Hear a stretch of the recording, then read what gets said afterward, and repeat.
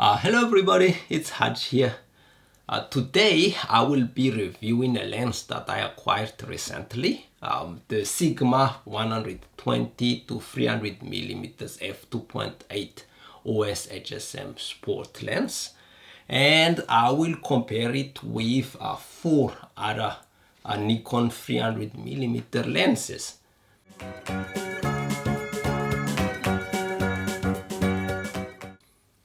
This Sigma lens was introduced back in 2013. It has all the bells and whistles of Sigma's modern global vision lenses. The build quality is excellent, and it is also weather sealed. Plus, this lens adopts an internal zoom design. It has an manual autofocus switch, and the focus limiter switch has three positions, from minimum focusing distance to 10 meters, from 10 meters to infinity, and of course then the full range. The image stabilization has two modes. Mode 1 is the standard stabilization, which compensates for both vertical and horizontal shakes, while mode 2 is mainly for panning because it compensates only for the vertical shake. The lens is compatible with Sigma's USB dock, which can be used then to customize the lens. The customization later on can be recalled with the custom mode switch C1 and C2. The lens works flawlessly with my DSLR camera Nikon D850 and my Nikon mirrorless camera Z9. And it is also compatible with Sigma's 1.4 and 2x teleconverter, which I do not have. So instead, I tried the lens with a modified Nikon 1.4 teleconverter. The combo did not work at all with the D850, but worked rather well with the Z9, with of course a significant slowdown of the autofocus and a hit on image sharpness. I will be comparing this Sigma lens with the Nikon 300mm 2.8 VR version 2 prime lens, which cost around €2,500 used. The Nikon Z mount 180 to 600mm, which is at around €2,000 new. The Nikon 28 to 300mm VR, the Nikon IFP 70 to 300mm full frame version, both around €400 used. The first thing I noticed when I took this lens out of the box was its size and its weight. This is not the kind of lens you want to carry around on your neck all day. It weighs almost 3.5 kilos. And just for the reference, the Nikon 500mm f4G weigh only 500 grams heavier than this lens. It is heavier than the 300mm 2.8 prime lens and the Nikon Z mount 180 to 600mm, which are respectively 3 kilo and 2 kilogram. Hand holding this lens is not impossible, but I highly recommend using a lens support. It does not have to be tripod or monopod, but at least something like, I don't know, the window of your car, for example. If you are looking for a lens to handhold all day, then I would recommend the Nikon 28 to 300mm, which is just 800 grams, or even better, the IFP 70 to 300mm, which is just below 700 grams. The autofocus of the Sigma lens is very accurate, and focus speed is also decent. It's not slow, but it's not blazingly fast like the 300mm 2.8 prime lens. In my opinion, it is as fast as the old Nikon 200 to 500mm f5.6 f-mount lens. However, I would say that the autofocus of the Sigma lens should be fast enough for, I'll say, almost all situations. None of the lenses I'm comparing here is a macro lens. However, the Sigma lens is the worst when it comes to magnification, as it has a maximum magnification of 0.12. Which is not surprising given that the lens minimum focusing distance at 300mm is 2.5 meter. The Nikon 28 to 300mm is the best when it comes to close-up photography, as it reaches then 0.32 magnification and can focus down to 0.5 meter. But the thing that worried me most about this Sigma lens before I purchased it was focus briefing.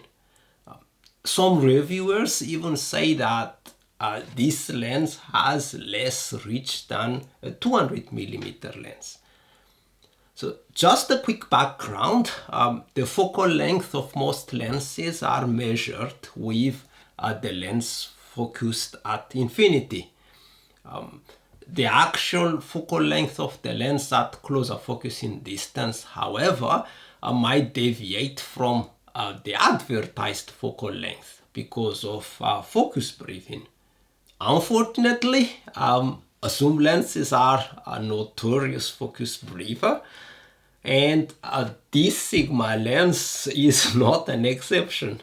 To compare the focus briefing property of the lenses that I have here, I set the lenses to 300mm and took pictures at 2.5 meter, which is the minimum focusing distance of the Sigma lens at 300mm.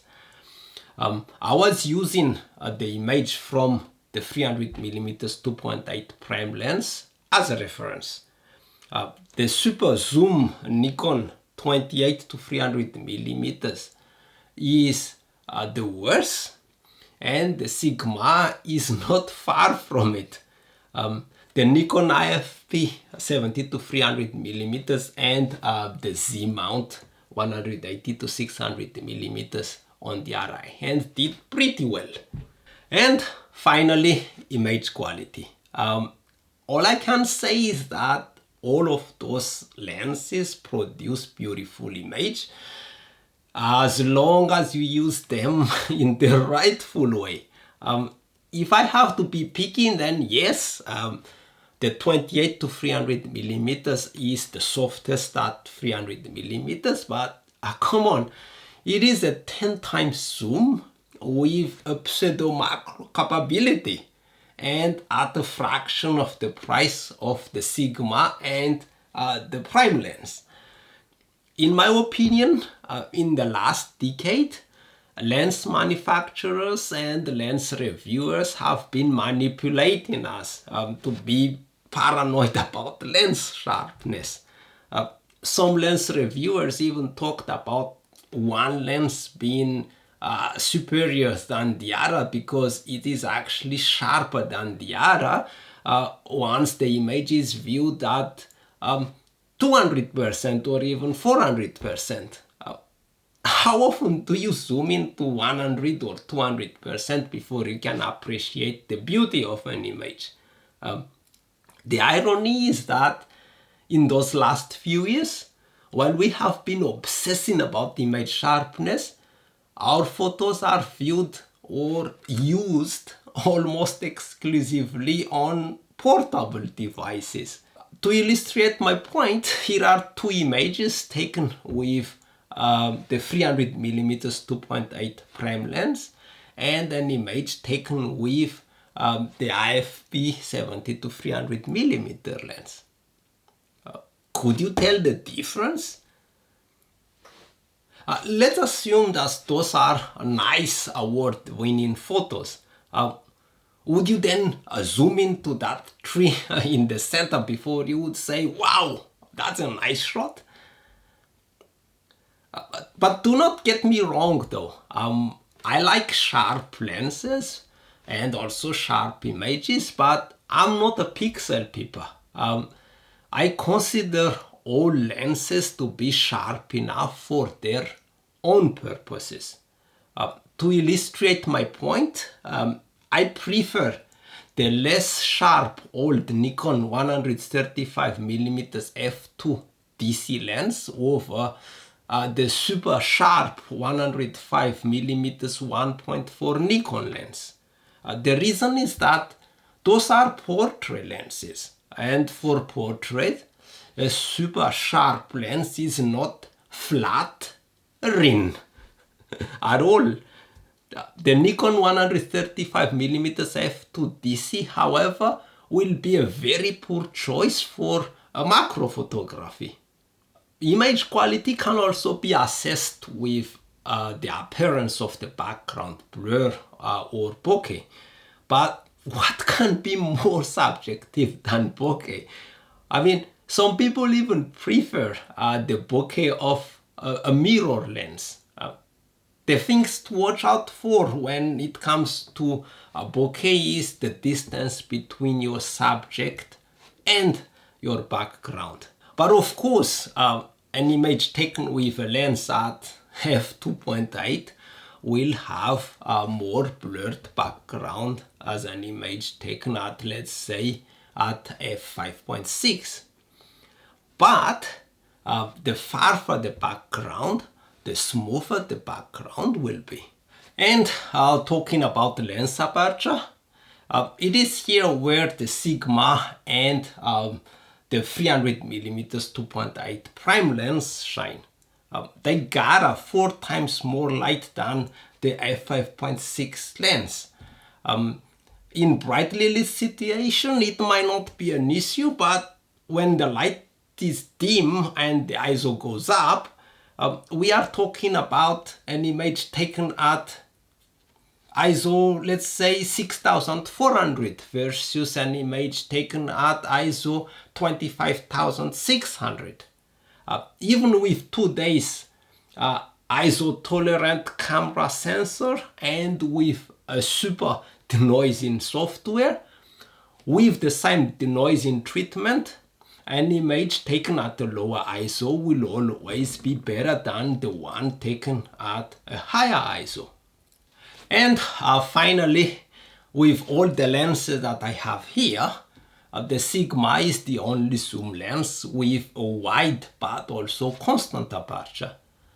The only thing that disturbed me with this lens is the direction of the zoom and the focus range. But that's because I'm a Nikon user, and I think I will get over it through time. To conclude, if you want the best of the best, then you have to carry a heavy weight, but also compromise on flexibility and saving. The 300mm 2.8 Nikon Prime is the true 300mm. It is the fastest in terms of aperture, but also focus speed, and the sharpest of all. But it does not have the flexibility of zoom lenses. If you need a zoom flexibility and a maximum light gathering capability, then there is no choice than carrying actually the heavy weighted Sigma lens. But if you can approach your subject closer, let's say at less than 2 meters, then I would recommend instead the lightweight 70 to 200mm 2.8 lens. I think this Sigma lens is not the right lens for, let's say, studio photography.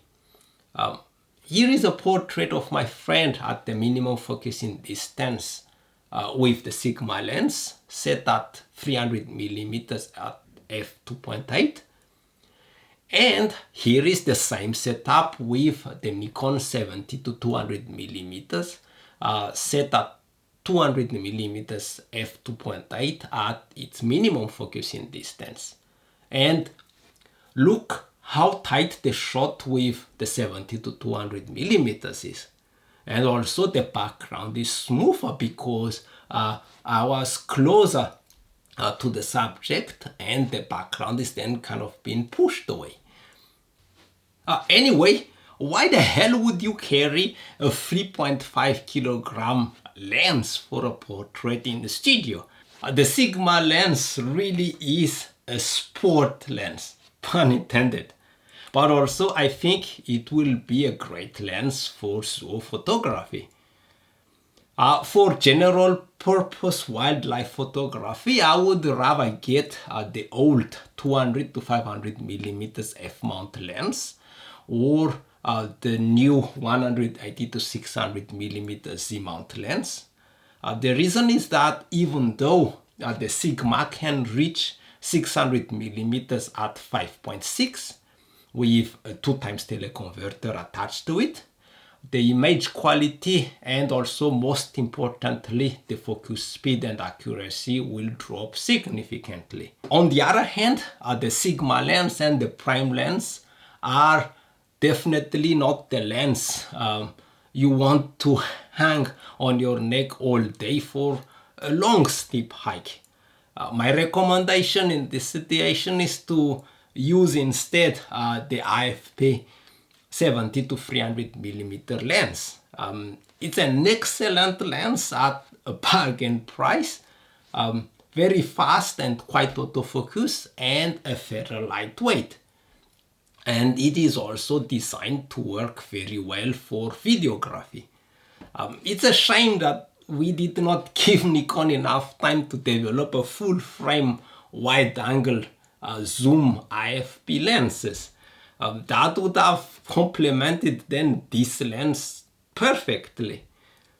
I think the IFP lenses are the most underrated Nikon lenses out there because people are just so afraid about their compatibility. And also they were shadowed by the mirrorless trend before they reached their maturity.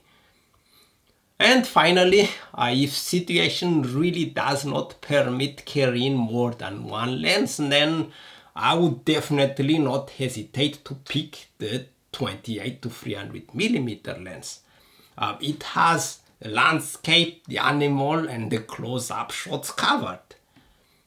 So that's it for this video. I hope you like it and find it also useful. And until next time then, bye!